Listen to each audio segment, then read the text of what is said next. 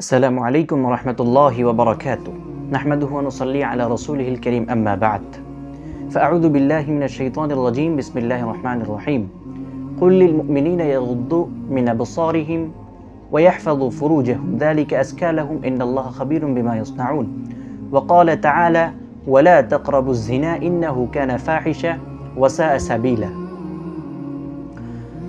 وقال النبي صلى الله عليه وسلم في الحديث الشريف في الحديث في البخاري وفي مسلم وفي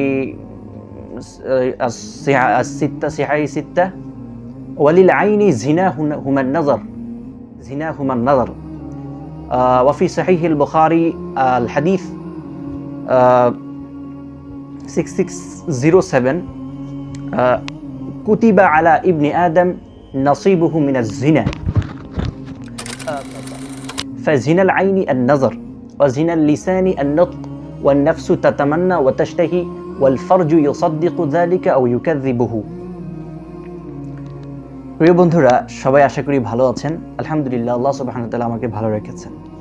আদম সন্তানের জন্য তার জিনার অংশ লিখে দেওয়া হয়েছে, সে তা অবশ্যই পাবে। চোখের জিনা হলো দেখা, জিহ্বার জিনা হলো বলা, মন কামনা করে আকাঙ্ক্ষা করে, আর যৌনাঙ্গ তা বাস্তবায়ন করে বা অস্বীকার করে। প্রিয় ভাই ও বোনেরা, আজকে আমি যেই টপিকটি নিয়ে আপনাদের সাথে উপস্থিত হয়েছি সেটা হচ্ছে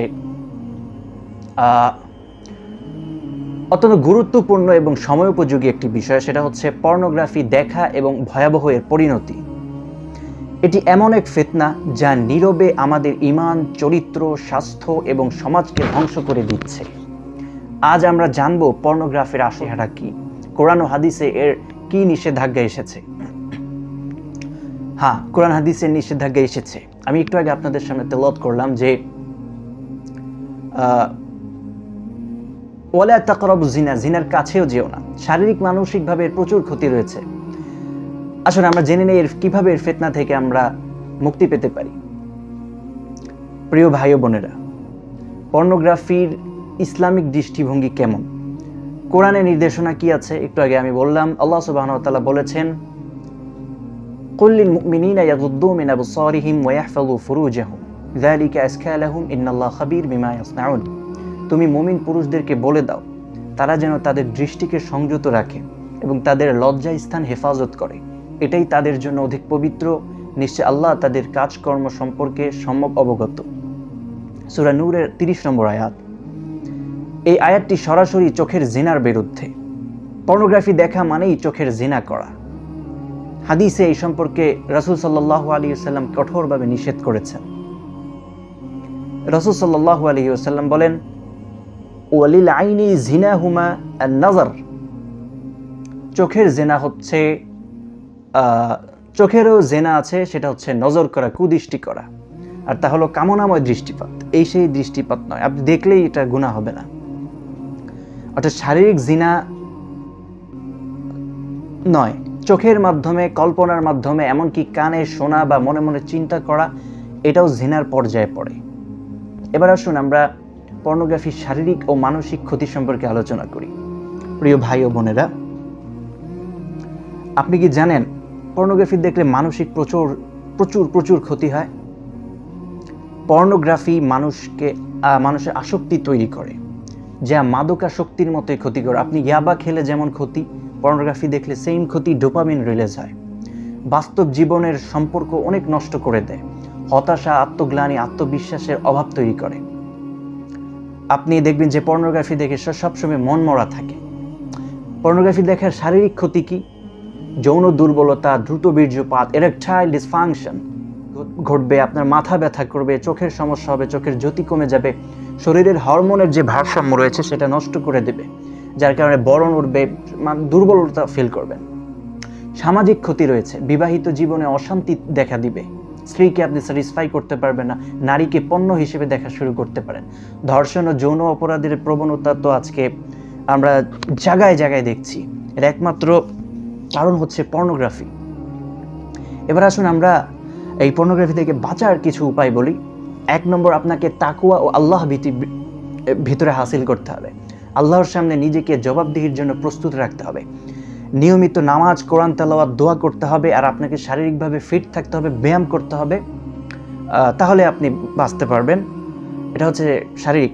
দৃষ্টিকে সংযত রাখা, মোবাইল ল্যাপটপে যে ফিল্টার ব্যবহার করা যায়, ক্রোম ব্রাউজারে আপনি ফিল্টার ব্যবহার করবেন যাতে পর্নোগ্রাফি না আসে।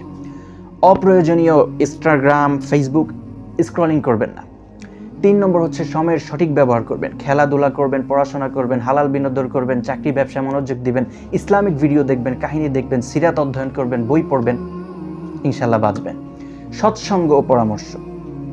4, ভালো বন্ধু নির্বাচন করুন, কাউন্সেলিং বা ইসলামিক স্কলারদের পরামর্শ নিন। 5, বিবাহের প্রতি আপনার আগ্রহকে বাড়াতে হবে। রাসূল সাল্লাল্লাহু আলাইহি ওয়াসাল্লাম বলেছেন, ইয়া শাবাব, ইয়া মাশারাশ শাবাব মান ইসতাতা মিনকুমুল বাআ ফালিয়াতাজাওয়াজ, যে বিবাহ করতে পারো সে যেন বিবাহ করে। সহিহ বুখারী, মিশকাত শরীফে রয়েছে। এবার আসুন আমরা বাস্তবিক কিছু পরামর্শ আপনাদের সাথে শেয়ার করি। পর্নোগ্রাফি দেখা একবারে আপনি ছাড়তে পারবেন না। এটা ছাড়তে না পারলে ধাপে ধাপে কমাতে হবে। আপনি বই লিখতে পারেন, আপনি অ্যাপ আছে, বিভিন্ন অ্যাক্স কমানোর একটা ব্লকার অ্যাক্স নামে একটা অ্যাপ আছে। প্রতিবার গুনাহ করার পর তওবা করতে হবে। তওবা বিষয়ে আমি একটি আলোচনা করেছি, আমার চ্যানেলে ঘুরে আসতে পারেন। যতবার তওবা করতে হবে পারবেন। নিজেকে নিয়ে যে হতাশ, সেটা ভাই ছেড়ে দেন, আল্লাহর রহমতের আশা করেন। আসরাফু আলা আনফুসিহিম লা তাকনাতু মির রাহমাতিল্লাহ, আল্লাহর রহমত থেকে নিরাশ হয়ো না। আসুন এবার আমরা কিছু সমাপ্ত করি।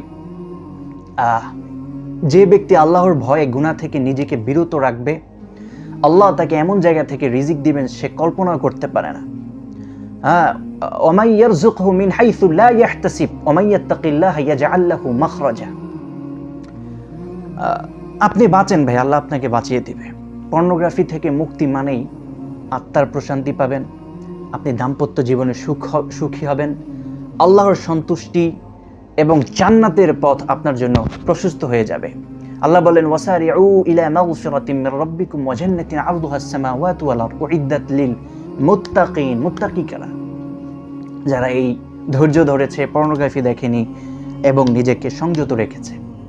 আসুন বন্ধুরা, আমরা সবাই মিলে এই ফিতনা থেকে নিজেকে, আমাদের পরিবারকে, আমাদের সমাজকে, আমাদের দেশকে রক্ষা করি। ভালো লাগলে ভিডিওটি ছড়িয়ে দিন যেন মানুষ হেদায়েত পায়। এমন নতুন নতুন ইনফরমেটিভ ইসলামিক মোটিভেশনাল ভিডিও পাইতে চাইলে আমার চ্যানেলটি সাবস্ক্রাইব করতে পারেন। জাযাকুমুল্লাহু খাইরান, মা আসসালামা, ওয়াসসালামু আলাইকুম ওয়া রাহমাতুল্লাহি ওয়া বারাকাতুহু।